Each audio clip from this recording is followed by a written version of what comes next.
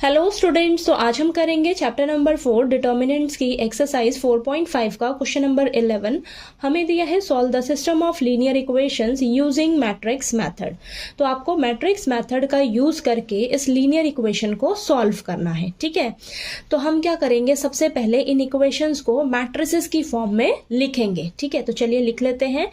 ए matrix में आपके पास सारे कोफिशिएंट्स लिखे जाते हैं। ठीक है, तो ये जो एक्स वाई जेड है ना, इनके कोफिशिएंट्स लिखे जाएंगे ए मैट्रिक्स में।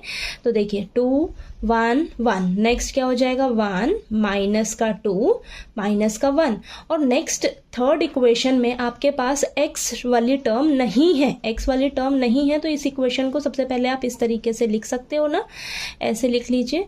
ठीक है, एक्स वाली टर्म नहीं है यानी कि आप इसको ऐसे लिख सकते हो 0 इंटू एक्स, ये आपको 0 ही मिलेगा। ओके, तो यहाँ पर देखिए एक्स का कोफिशिएंट क्या हो जाएगा बेटा 0। जो भी टर्म अगर मिसिंग होएगी आपकी तो उसका कोफिशिएंट क्या होगा 0 होगा। ओके, तो यहाँ पर y का कोफिशिएंट क्या है 3 और z का कोफिशिएंट हो जाएगा माइनस का 5। ठीक है, नेक्स्ट आपके पास एक्स मैट्रिक्स में क्या आएगा, जो आपको फाइंड आउट करना है, एक्स वाई जेड की वैल्यू निकालनी है तो ये एक्स मैट्रिक्स में लिखा जाएगा।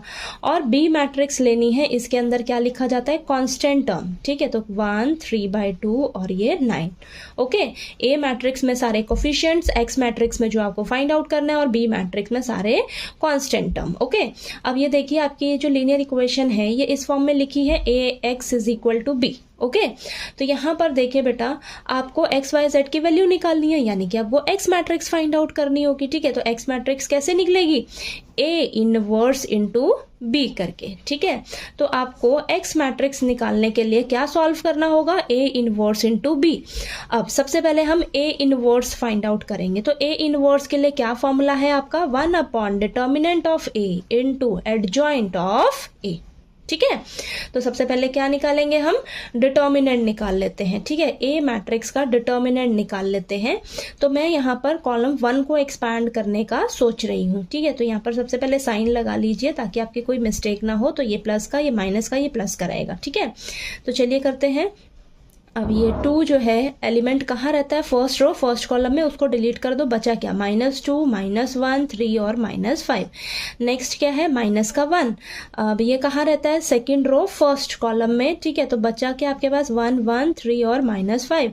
नेक्स्ट क्या है 0, अब ये थर्ड रो थर्ड कॉलम में रहता है, नहीं sorry first column third row में रहता है।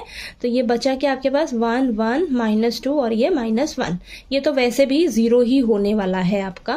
ठीक है, तो ये देखिए ये अंदर इसको सॉल्व करिए, तो -2 इंटू -5 10 हो जाएगा, और ये आपका प्लस का 3 -1 और अंदर -5 -3। ठीक है, तो ये सॉल्व करिए जरा इसको, 2 इंटू 13 -1 इंटू माइनस का 8। ओके, तो ये आ जाएगा आपके पास 26 + 8। तो इसको सॉल्व करोगे तो 34 आ जाएगा। तो डिटर्मिनेंट आपका कितना निकल कर आ गया 34, and 34 is not equal to 0, यानी कि ये कंसिस्टेंट है। इसको हम आगे अब सॉल्व कर लेंगे। ठीक है, अब देखिए अब हमारा डिटर्मिनेंट तो निकल गया, अब हमें क्या निकालना होगा, एडजॉइंट निकालना होगा। एडजॉइंट कैसे निकालते हैं, इन सारे एलिमेंट्स के हम क्या करेंगे, कोफैक्टर्स निकालेंगे, फिर उनका ट्रांसपोज कर देंगे। ठीक है, तो चलिए फटाफट से निकालते हैं। तो a1 1 -1 की पावर 1 + 1 m1 1, तो -1 की पावर 2 हो जाएगा। ठीक है, तो वो तो आपको पॉजिटिव देगा, तो प्लस का m11 first row first column को डिलीट कर दो, बचा क्या -2 -1 3 और -5। इसको सॉल्व कर लेते हैं, 10 + 3 यानी कि ये 13। ओके, नेक्स्ट a12 -1 की पावर 1 + 2 m12, तो ये देखिए -1 की पावर 3 हो जाएगा। ठीक है, ऑड नंबर मिलेगा यानी कि ये माइनस का मिलेगा, और फर्स्ट रो सेकंड कॉलम को डिलीट कर दो, बचा क्या 1 -1 0 और ये माइनस का 5। ठीक है, तो ये -5 और बाहर माइनस है तो ये प्लस का 5। ठीक है, नेक्स्ट a13 अब फटाफट से फॉर्मूला, अब यहाँ पर देखिए आपको समझ आ गया होगा। अब हम देखिए ये -1 की पावर 4 मिलेगा यानी कि इवन नंबर मिलेगा, तो प्लस का रहेगा, और फर्स्ट रो थर्ड कॉलम को डिलीट कर दो, बचा क्या आपके पास 1 -2 0 और ये 3। ठीक है, अब डायरेक्ट आप करिए। ठीक है, तो फॉर्मूला लिखना हो तो लिख लीजिएगा। अब इसको सॉल्व कर लेते हैं, तो ये आपके पास 3 आ जाएगा। ठीक है। नेक्स्ट A21, A21 देखते हैं क्या आएगा। तो यहाँ पर ये नेगेटिव का मिलेगा आपको। अब सेकंड रो फर्स्ट कॉलम को डिलीट कर दो, बचा क्या आपके पास 1 1 3 -5, ठीक है, ध्यान से करिएगा। और ये माइनस का साइन बाहर, -5 -3 -8 अंदर रहेगा और माइनस बाहर है साइन, तो प्लस का 8 मिलेगा, ठीक है। नेक्स्ट A22 ये तो प्लस का रहेगा, ठीक है, प्लस। और सेकंड कॉलम डिलीट कर दो, बचा क्या 2 1 0 -5, तो ये आ जाएगा आपके पास माइनस का 10, ठीक है, ये आ गया। चलिए इसको आगे सॉल्व कर लेते हैं हम। तो यहाँ पर आ जाएगा आपके पास A23 निकालते हैं। ये आ जाएगा हमारे पास minus second row third column delete कर दो, बचा क्या 2 1 0 3, ठीक है, तो ये आ जाएगा आपके पास माइनस का 6। ओके, नेक्स्ट A31, तो थर्ड रो फर्स्ट कॉलम को डिलीट कर दो, ठीक है, तो ये तो प्लस का रहेगा और बचेगा क्या 1 1 -2 -1, तो ये आ जाएगा -1 और प्लस का 2, तो यानी कि 1 आंसर। ओके, नेक्स्ट A32 ये माइनस का मिलेगा, third row second column delete कर दो, 2 1 1 -1, तो ये आ जाएगा माइनस साइन बाहर, -2 -1, तो ये प्लस का 3 है ना। नेक्स्ट A33, तो ये प्लस का रहेगा, third row third column delete कर दो, 2 1 1 -2, तो माइनस का 4 और ये माइनस का 1, तो माइनस का 5, ठीक है। अब हम क्या करेंगे, एडजॉइंट लिखेंगे बेटा, ठीक है, एडजॉइंट लिखते हैं। तो ये देखिए एडजॉइंट सारे को फैक्टर्स को लिखिए जरा ध्यान से, 13 5 देन 3 देन 8 10 -6 1 3 -5, ठीक है। इसका हम क्या कर देंगे, ट्रांसपोज निकाल देंगे, ठीक है। तो ट्रांसपोज निकालते हैं, 13 8 1, रोज और कॉलम आपस में इंटरचेंज हो जाएंगी, ठीक है। तो रोज आपकी कॉलम बन जाएंगी, कॉलम आपकी रोज बन जाएंगी, ठीक है। तो ये हमने ट्रांसपोज निकाल दिया को फैक्टर्स का, तो ये हमारे पास एडजॉइंट निकल कर आ गया। ये आपका एडजॉइंट है बेटा, ठीक है, ये आपका एडजॉइंट है। तो चलिए ये आपका -10 है, सॉरी, ठीक है, ये माइनस का 10 है ना, ठीक है, -10 है, तो यहाँ पर ये -10 है, ध्यान से, ठीक है।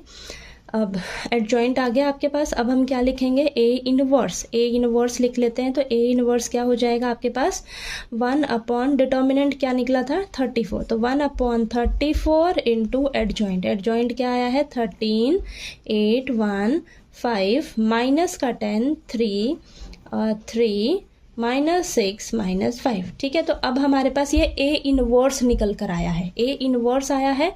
अब हम क्या करेंगे, हमें तो क्या चाहिए, एक्स मैट्रिक्स निकालनी है। तो एक्स मैट्रिक्स कैसे निकलेगी, अब ये जो आपके पास ए इनवर्स आया है ना बेटा, ए इनवर्स ये लिख लेते हैं सबसे पहले हम, ठीक है। इसे हम क्या करेंगे, बी मैट्रिक्स से मल्टीप्लाई कर देंगे, ठीक है। बी मैट्रिक्स आपके पास क्या है 1 3/2 और ये 9, ठीक है। तो चलिए ध्यान से मल्टीप्लाई करिए, 1/34। अब 13 को 1 से करेंगे 13, 8 को 3/2 से करेंगे तो ये हमारे पास आएगा 12 आ जाएगा, ठीक है, +12। देन 1 9 = 9 +9, ठीक है। नेक्स्ट 5 को 1 से करिए 5 आया, -10 इंटू 3/2, तो ऊपर तो 10 और 2 कैंसिल हो गए, 5 -15 बचेगा यहाँ पर, ठीक है। नेक्स्ट 3 को 9 से मल्टीप्लाई करेंगे 27। नेक्स्ट 3 × 1 3, -6 को 3/2 से मल्टीप्लाई करिए तो ये तो कैंसिल होके यहाँ 3 बचेगा और ये 3 और माइनस का साइन, ठीक है, तो 3 3 = 9 आ जाएगा। ओके, नेक्स्ट -5 × 9 आ जाएगा आपके पास -45। चलिए इसको सॉल्व कर लेते हैं।